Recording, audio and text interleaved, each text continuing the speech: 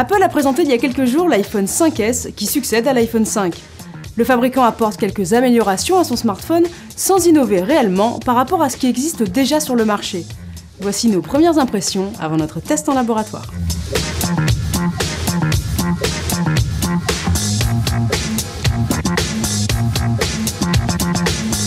Il fallait bien qu'Apple distingue son nouveau smartphone du précédent. Le constructeur n'a pas joué la carte esthétique, l'iPhone 5S est rigoureusement identique à l'iPhone 5 par sa taille ou par son poids.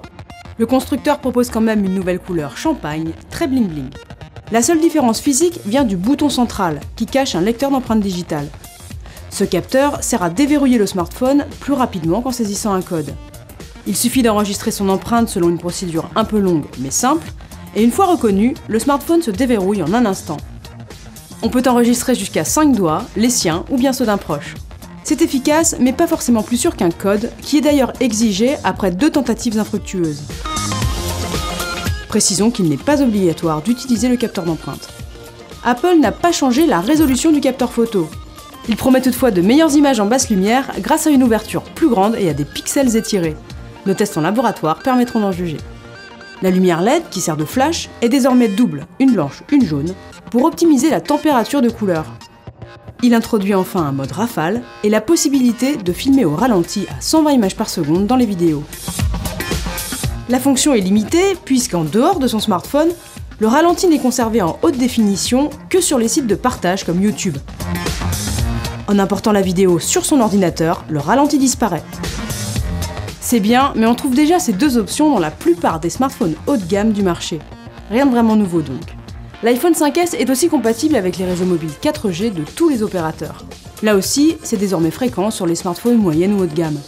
Pour se distinguer, Apple a présenté un nouveau processeur, plus rapide, mais surtout, explique le fabricant, basé sur une architecture 64 bits. Pour l'instant, ça ne sert pas à grand chose. Même conclusion avec la puce M7, un coprocesseur dédié spécifiquement à la gestion des mouvements. Pour l'instant, on n'en voit pas spécialement l'usage. Le constructeur a profité du lancement de ses nouveaux iPhones, le 5S et le 5C, pour déployer la nouvelle version de son système d'exploitation. iOS 7 peut d'ailleurs être installé sur des modèles plus anciens, en l'occurrence sur les iPhone 4S et 5. Cette nouvelle interface est visuellement très différente de la précédente. Apple a complètement revu le graphisme, plus fin, plus épuré, fait d'aplats et de couleurs vives. L'ergonomie générale est simplifiée. On peut par exemple déverrouiller le smartphone depuis n'importe où sur l'écran d'accueil, et plus seulement depuis la zone prévue pour ça. Le multitâche, pour passer d'une application à une autre, est présenté en fenêtre et non plus en icône. C'est plus joli et on ferme plus simplement les applications. On peut même en fermer 2 d'un coup. Apple a enfin introduit des raccourcis vers des fonctions qu'on utilise tous les jours, pour couper le Wi-Fi ou allumer la lampe torche par exemple. Notez quand même qu'Android propose un équivalent depuis longtemps. L'apparence des applications change, le navigateur Safari offre par exemple une nouvelle vue des fenêtres ouvertes. C'est globalement mieux, mais au final, côté logiciel, pas d'innovation majeure non plus. Le système est toutefois très agréable à manipuler et très instinctif. Avec l'iPhone 5S, Apple met son smartphone vedette au goût du jour, mais rien de plus.